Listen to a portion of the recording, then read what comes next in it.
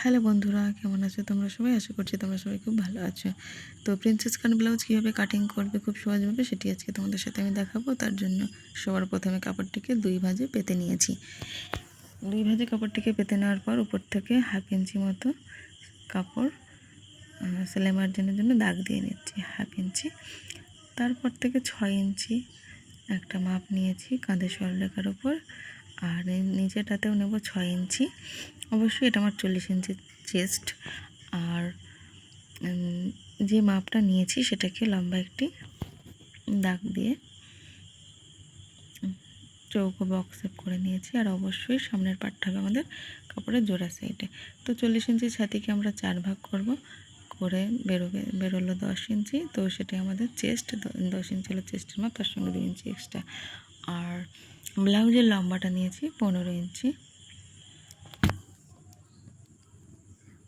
আমাদের 2 নম্বর ছাতি ছিল বা কোমর, যাই বলো, কোমরের মাপ ছিল 32 ইঞ্চি। তো 32কে 4 ভাগ করলে হয় 8। তো 8 ইঞ্চি এখানে মাপ নিয়েছি, তার সঙ্গে 2 ইঞ্চি এক্সট্রা, আরও 2 ইঞ্চি সেলাই মার্জিনের জন্য। তো দাগ দুটোকে আমি সোজা স্কেল দিয়ে দাগ টেনে দিয়েছি। আর পয়েন্টের মাপ নিতে হবে কাঁধ থেকে ব্রেস্টের পয়েন্ট অবধি। আমাদের যে মাপটা থাকবে সেটাই হবে পয়েন্টের মাপ। তো পয়েন্টের মাপ এখানে আছে 10 ইঞ্চি।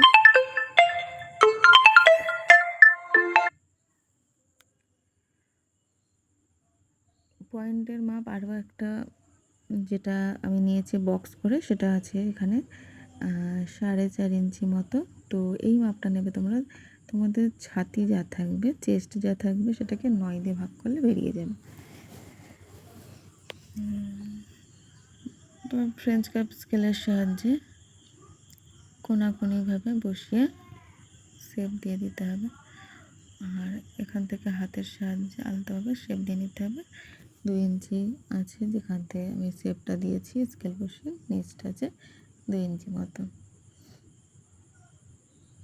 এবার আমাদের আর্ম হোলের মাপ নিতে হবে, যে কারণে স্কেল বসিয়ে আর্ম হোলের শেপ দিয়ে দিয়েছি এখান দিয়ে।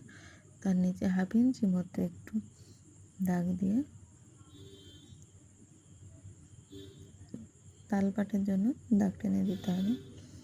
তো তোমরা আমার ভিডিও যদি ফলো করো, অবশ্যই খুব সহজভাবে আমি দেখাবো তোমাদেরকে কীভাবে তোমরা ব্লাউজ কাটিং করবে। খুবই সহজভাবে দেখানোর চেষ্টা করব।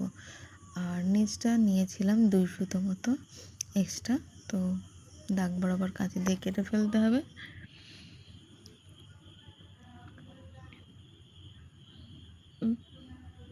তারপর আমার ড্রয়িং যেভাবে করেছি ড্রয়িংয়ের উপর দিয়ে কাটিং করে আসব। ভিডিওটি যদি তোমাদের ভালো লেগে থাকে অবশ্যই একটু লাইক কমেন্ট করো এবং বন্ধুদের সাথে শেয়ার করে দিও।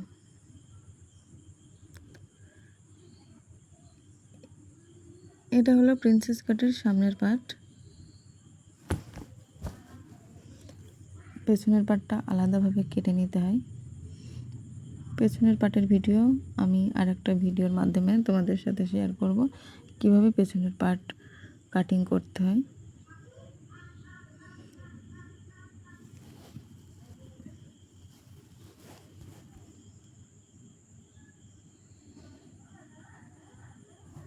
এটা হলো পেছনের পার্ট। তো এর একটি ভিডিও আমি তোমাদের সাথে শেয়ার করব অবশ্যই।